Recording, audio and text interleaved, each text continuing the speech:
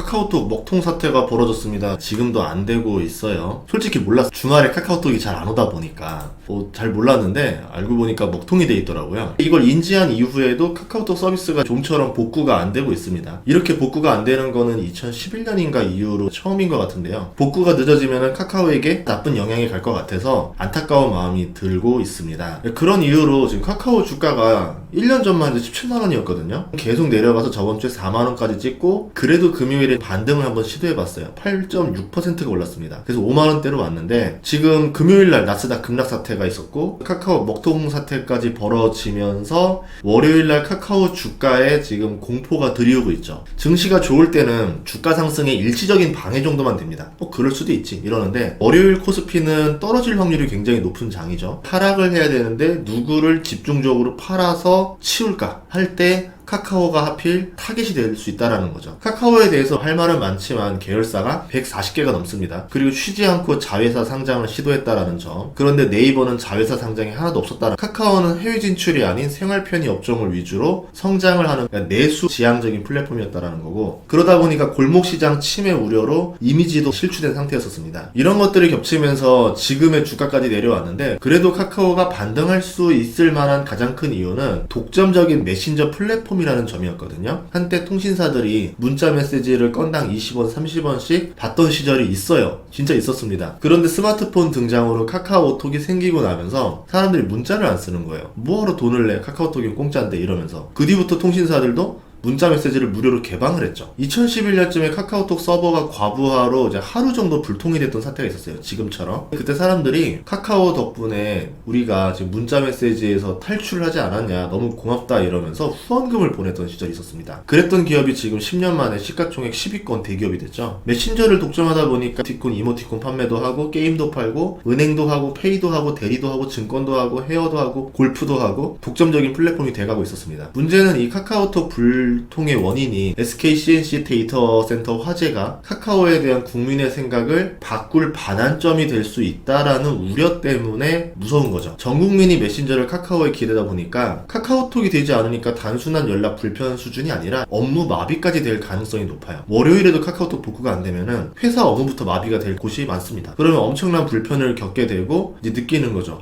우리가 카카오톡 하나만 안 돼도 이렇게 불편할 수가 있구나. 두 가지 생각으로 바뀔 수가 있어요. 하나는 카카오톡이 정말 고마운 회사다. 하루 안 써봤더니 너무 불편했다. 이렇게 귀한지 몰랐네. 이렇게 생각할 수 있는 게 하나 있고, 아니면 반대로 카카오톡만 믿고 썼다가 엄청나게 불편하구나. 혹시 모르니까 다른 대체제를 생각해봐야 되겠다. 비상용 메신저가 필요한 상황이 온다라는 거예요. 메신저가 카카오밖에 없느냐? 네이버 라인이라는 준수한 대체제가 있습니다. 다만 카카오로 이 추가 확 넘어갔었죠. 그러면서 라인이 이제 국내에서는 거의 안 쓰이고 있는데, 국내에서 잘 안 쓰지만 해외에서는 굉장히 많이 씁니다. 일본에서 성공을 거뒀고 전 세계 월간 활성 사용자 수만 해도 2억 명 정도 돼요. 그러니까 카카오보다 더 많은 사람이 쓰고 있는 겁니다. 네이버 라인이 일본에서 성공을 했던 계기가, 원래는 실패를 했어요. 계속 실패하다가 2011년 동일본 대지진이 있었어요. 그때를 계기로 빠르게 일본에서 유저를 모아가지고 성공한 게 지금 라인이에요. 카카오톡의 빈틈을 네이버 라인이 이번에 대체해버리면은 메신저 시장이 카카오톡과 라인 두 개가 양분하게 되는 거죠. 카카오의 독점적인 지위가 사라집니다. 그러면 독점적 지위에 대한 프리미엄이 있었던 것들이 빠지면서 카카오 주가에 안 좋은 영향을 줄 수도 있다는 거죠. 그래서 카카오가 큰 위기라는 겁니다. 더 큰 문제는 메신저 기반으로 성장한 카카오뱅크랑 카카오페이 이런 것들인데, 이번에 데이터 센터 화재로 은행과 페이도 불편함을 겪었습니다. 하루 종일 계좌이체가 안 된다라 생각을 해보세요. 불안해서 돈을 한 곳에 보관하지 않겠죠. 다른 은행의 필요성을 느끼게 될 겁니다. 아니면은 이참에 은행을 옮겨버리는 사람들도 있을 거예요. 편리함을 무기로 성장했던 플랫폼이 불편함을 주니까 성장성에 타격을 받아요. 내비도 안 되죠. 업비트도 안 되죠. 사방에서 카카오에 대한 불편함을 쏟아내고 있습니다. 문제는 카카오 대체제가 너무 많이 있다라는 거예요. 메신저에 라인이 있다라고 하면은 은행 페이 쪽엔 토스가 있고, 내비는 티맵, 네이버 내비, 택시 주차 같은 경우, 게임 같은 경우도 대체제가 다 있습니다. 카카오가 독점적인 위치였을 뿐이라는 거지 대체제가 없는 상황은 아니라는 거예요. 카카오 입장에서도 억울할 수가 있죠. 타그룹의 데이터 센터의 화재로 인해서 가장 큰 피해를 보게 생겼으니까. 카카오는 데이터 센터가 4개가 있는데 모두 임대 형식입니다. 네이버는 2013년에 첫 자체 데이터 센터를 지었고 두 번째를 짓고 있죠. 카카오도 이제 내년 내년 2023년에 안산에서 데이터 센터가 나오고 24년에는 제주에서 데이터 센터 완공이 됩니다. 조금 빨랐어도 지금의 일이 없었을 텐데 아쉽다라는 거죠. 그래도 앞으로는 이런 문제가 다시 발생할 가능성이 낮다라는 점에서 카카오가 이번에 앞으로는 이런 일이 없을 것이다라는 거를 못 박아주면 좋겠어요. 이제 카카오가 해야 할 일은 철저한 보상이죠.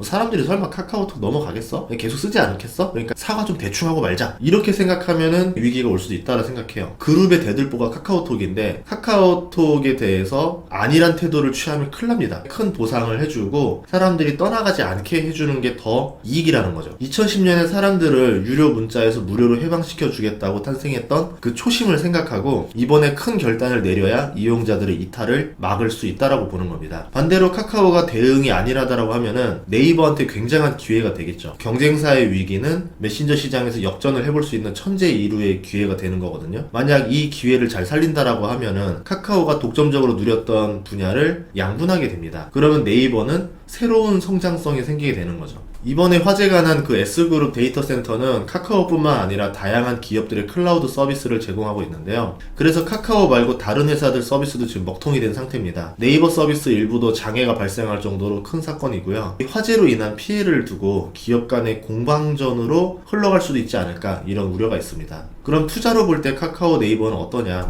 내일 하락하면은 사볼만 하지 않겠냐, 이렇게 생각할 수 있는데, 카카오는 작년 영업이익이 6천억이고 포워드 PER로 보면 14배 수준, 네이버는 작년 영업이익이 1조 3천억, 포워드 PER로 보면은 25배 수준입니다. 이렇게 보면 카카오가 훨씬 싼 것처럼 보이지만 자회사를 상장했기 때문에 카카오는 지주사 할인이 들어가요. 그렇다고 네이버가 좋으냐? 글로벌 기준으로 봐야 되는데 구글이 있는 알파벳 PER이 18배입니다. 네이버가 구글보다 더 비싸게 거래가 되는 거죠. 그리고 카카오, 네이버, 구글 모두 광고 수입이 절대적이에요. 광고는 기업들이 돈을 냅니다.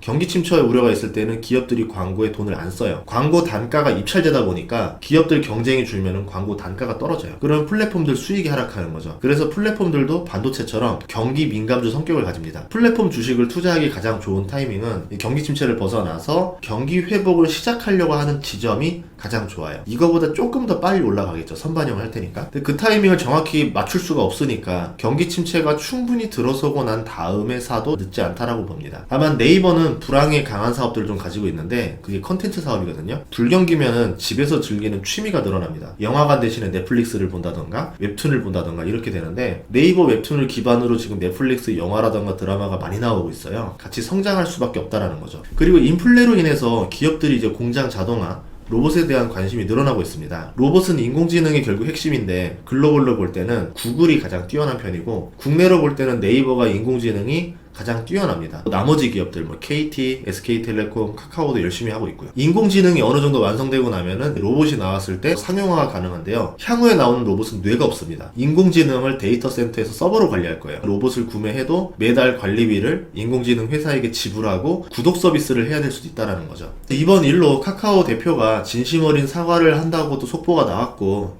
내일쯤 해서 상황이 좀 마무리되고 난 다음에 이용자들에게 통큰 보상안을 해줘서 이용자 이탈이 없기를 바라는 마음을 가지고 있습니다. 지금은 투자자보다 이용자를 챙겨야 돼요. 그래야 나중을 바라볼 수 있습니다. 당장의 이익이 아까워서 보상안을 작게 주거나 안 주거나 하게 되면은 경쟁사가 성장할 수도 있는 기회를 줄 수 있다. 이런 점을 잘 지켜봐야 될 것 같습니다. 다음 시간도 좋은 정보로 찾아뵙도록 하겠습니다. 구독과 좋아요, 알림 설정 부탁드릴게요. 고맙습니다.